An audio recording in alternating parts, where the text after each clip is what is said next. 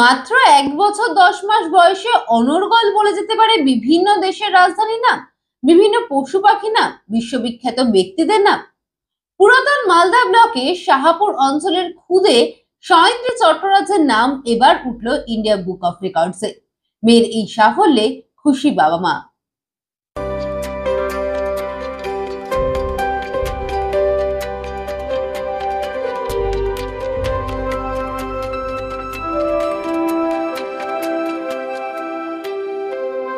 আমার মেয়ের নাম সয়ন্দ্রী চট্টরাজ। ওর বয়স 1 বছর 11 মাস। আমি প্রথমে ওকে খেলার ছলে শেখাতাম, মোবাইলে ছবি দেখিয়ে, বিভিন্ন বইয়ে ছবি দেখিয়ে শেখাতাম যে মানুষজন চিনতে পারছে কিনা। তারপর দেখছি ওগুলো পারছে, খুব তাড়াতাড়ি ধরে নিচ্ছে। তারপর আস্তে আস্তে দেশের রাজধানী, রাষ্ট্রপ্রধানের নাম, বিভিন্ন কোম্পানি ওনারের নাম, পশু পাখি, বিভিন্ন ধরনের ছোটো ছোটো কবিতা, এগুলো আমি ওকে আস্তে আস্তে শেখাতে লাগলাম। তো দেখি খুব তাড়াতাড়ি শিখে ধরে নেয়। তো আমি খেলার ছলে শেখাতাম। তো আমি মাঝে মাঝে 1-2টো ছবি ইউটিউব ফেসবুকে দিয়েছি। সেখান থেকে আমার একটা দাদা দেখে বলেছে, তোর মেয়ে তো এগুলো পারছে, তো তুই ইন্ডিয়া বুক অফ রেকর্ডসে অ্যাপ্লাই কেন করছিস না? আমি বললাম যে আমি তো নিয়মটা জানি না। তখন দাদা আমাকে বললো, সেই অনুযায়ী আমি অ্যাপ্লাই করেছিলাম। আমি জানতামও না যে ও এরকম এত হয়ে যাবে, আস্তে আস্তে আরও ভালো, আরও বেশি এতদূর চলে যাবে। ওকে খেলার ছলে শেখানো সম্পূর্ণ কিছু। আজকালকার যুগে বাচ্চারা যে সময় কথা বলতে শিখে, সে সময় ও এতটা ভালো শিখে গেছে, আমার কাছে ওটা গর্বের ব্যাপার।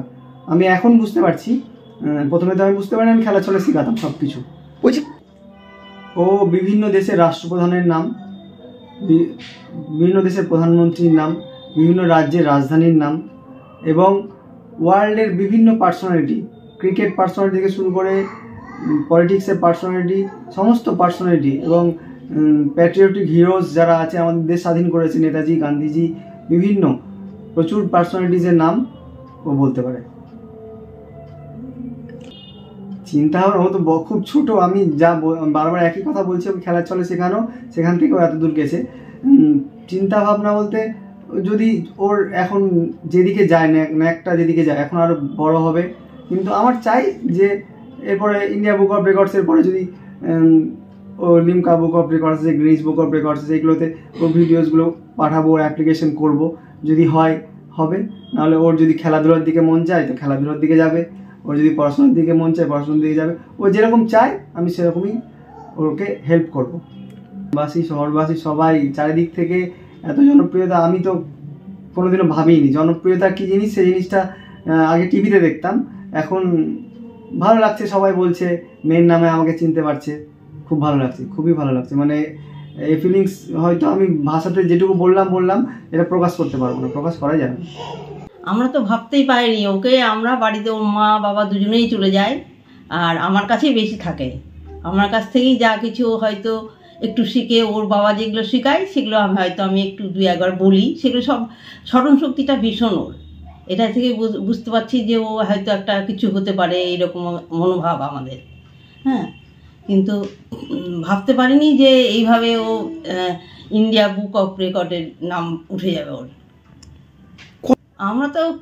আমি তো ঠাকুমা হিসাবে তো খুবই গর্বিত যে আমার নাতনি এইভাবে এত বড় একটা পেয়েছে। হ্যাঁ, ঠাকুমা হিসাবে খুবই গর্বিত আমি। বাচ্চাদেরকে এটাই বলবো যে তোমরা যেগুলো শিখবে সেগুলো মনোযোগ দিয়ে যখন পড়বে, তখন মনোযোগ দিয়ে শুনবে বা শিখবে, দেখবে। হ্যাঁ, আর ছবি দেখেও অনেক কিছু শেখা যায়, প্রাকৃতিক দিক থেকেও অনেক কিছু শেখা যায়। হ্যাঁ, আর বই পড়েও অনেক কিছু শেখা যায়। ওদেরকে ওইভাবে বলবো যে তোমরা, আমি তো এখন রিটায়ারমেন্ট হয়ে গেছি, তো এখন আমি স্কুল যাই না যেহেতু, তবুও আমি বাচ্চাদেরকে যাদের সঙ্গে দেখা হয় তাদেরকে বলে দিই যে এইভাবে তোমরা বাচ্চাদেরকে এই করবা। ও বড় হয়ে হয়তো ও আবার ভীষণ নাচ করতেও ভালোবাসে, আবার পড়াশোনা সবসময় কলম পেন নিয়ে সবসময় করে, দেয়ালে যা সব জায়গায় লিখে করে দেয়। হ্যাঁ, ওর যেটা হতে চায় সেটাই, হয়তো খেলোয়াড় যদি হতে চায় খেলোয়াড় হবে, না হয় নাচে যদি যেতে চায় নাচেও হতে পারে, পড়াশোনায় যদি যেতে চায় পড়াশোনাতেও হবে।